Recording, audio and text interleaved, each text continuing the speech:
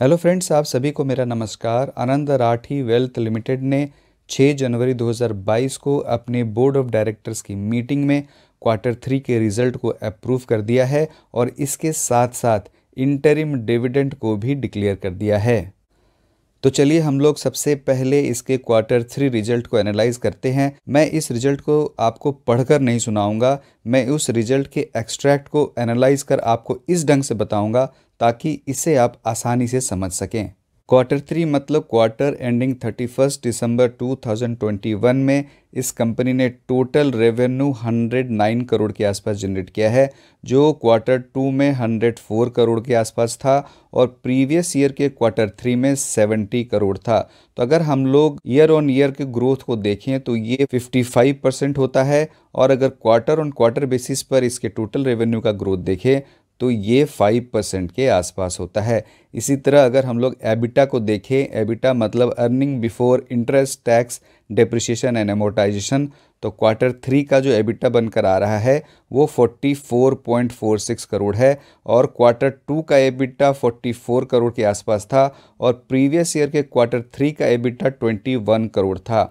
तो अगर हम लोग ईयर ऑन ईयर बेसिस पर इसके ग्रोथ को देखें तो एबिटा का ग्रोथ 111% है और क्वार्टर ऑन क्वार्टर बेसिस पर 2.28% ग्रो हुआ है। क्वार्टर 3 का प्रॉफिट बिफोर टैक्स 43 करोड़ के आसपास है, जो क्वार्टर 2 में 41 करोड़ था और प्रीवियस ईयर के क्वार्टर 3 में ये 18 करोड़ था। तो अगर हम लोग पीबीटी के ईयर ऑन ईयर ग्रोथ को देखें तो ये 140% बनकर आ रहा है और अगर क्वार्टर ऑन क्वार्टर बेसिस पर देखें तो ये 4.26% है। इसी तरह प्रॉफिट आफ्टर टैक्स देखें तो क्वार्टर 3 में 32 करोड़ हुआ है, जो क्वार्टर 2 में 30.45 करोड़ था और प्रीवियस ईयर के क्वार्टर 3 में ये 13 करोड़ था। तो अगर हम लोग इसे भी ईयर ऑन ईयर बेसिस पर देखें तो 144% का ग्रोथ हुआ है और क्वार्टर ऑन क्वार्टर बेसिस पर 5.2% का ग्रोथ हुआ है। इस कंपनी का क्वार्टर 3 का ईपीएस 7.72 रुपीज़ है, जो क्वार्टर 2 में 7.34 रुपीज़ था और प्रीवियस ईयर के क्वार्टर 3 में 3.2 रुपीज़ था।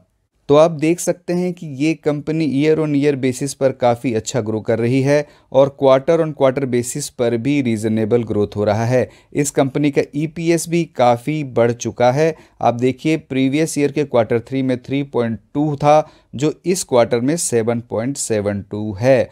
अब चलिए हम लोग इसके मार्जिन को भी स्टडी करते हैं। मैंने एबिटा के लिए रेवेन्यू फ्रॉम ऑपरेशन को कंसिडर किया है, तो एबिटा का जो मार्जिन बनकर आ रहा है क्वार्टर 3 का वो 42% है। क्वार्टर 2 में इसका मार्जिन 43% के आसपास था, प्रीवियस ईयर के क्वार्टर 3 में ये 31% था। इसी तरह प्रॉफिट बिफोर टैक्स के मार्जिन को देखें तो क्वार्टर 3 में ये 40% के आसपास है, क्वार्टर 2 में भी ये ऑलमोस्ट इसी के आसपास था, लेकिन प्रीवियस ईयर के क्वार्टर 3 में ये 25% था। इसी तरह प्रॉफिट आफ्टर टैक्स को अगर देखते हैं तो इसका मार्जिन क्वार्टर 3 में 29.5% है, जो प्रीवियस क्वार्टर में भी ऑलमोस्ट यही था, लेकिन प्रीवियस ईयर के क्वार्टर 3 में ये 19% के आसपास था।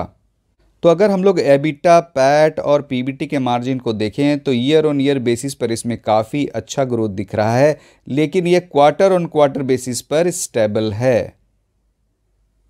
तो मार्जिन के हिसाब से भी मुझे इस कंपनी का रिजल्ट काफ़ी अच्छा लग रहा है। इस कंपनी ने 5 रुपये प्रति शेयर का इंटरिम डिविडेंड डिक्लेयर किया है। अगर फेस वैल्यू से इसे कंपेयर करें तो ये 100% बनकर आ रहा है, लेकिन अगर करंट मार्केट प्राइस से देखें तो ये 1% से भी कम है।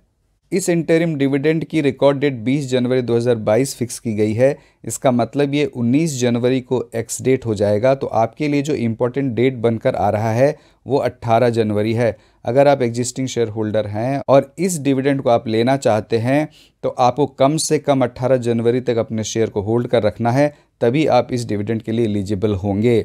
और अगर आप इस कंपनी के एग्जिस्टिंग शेयर होल्डर नहीं हैं और आप इस डिविडेंड को चाहते हैं तो आपको 18 जनवरी तक इस शेयर को बाई कर लेना है। कंपनी ने यह भी बताया है कि ये इंटरिम डिविडेंड 4 फरवरी 2022 तक आपके अकाउंट में क्रेडिट कर दिया जाएगा। अब देखिए ये आनंद राठी वेल्थ लिमिटेड का प्राइस चार्ट है। ये कंपनी 14 दिसंबर 2021 को ही लिस्ट हुई है और लिस्टिंग के बाद इसका शेयर गिरा और उसके बाद फिर से इस शेयर ने बाउंस बैक दिया है। इसका जो नियर सपोर्ट है वो लगभग 620 रुपये के आसपास है और इसका जो पहला टारगेट बनकर आ रहा है वो है 650 रुपये। इस कंपनी के अच्छे क्वार्टरली रिजल्ट और इंटरिम डिविडेंड के डिक्लेरेशन की वजह से हो सकता है कि इस कंपनी के प्राइस में उछाल आए और ये अपने 650 रुपये के टारगेट को नियर टर्म में ही अचीव कर ले। इस शेयर में मेरी कोई भी बाय या सेल की रिकमेंडेशन नहीं है। ये वीडियो प्योरली एजुकेशनल पर्पज से बनाया गया है। मुझे उम्मीद है कि ये वीडियो आपको पसंद आया होगा, तो आप इसे लाइक करें, अपने फैमिली मेम्बर्स और फ्रेंड्स के साथ शेयर करें। धन्यवाद।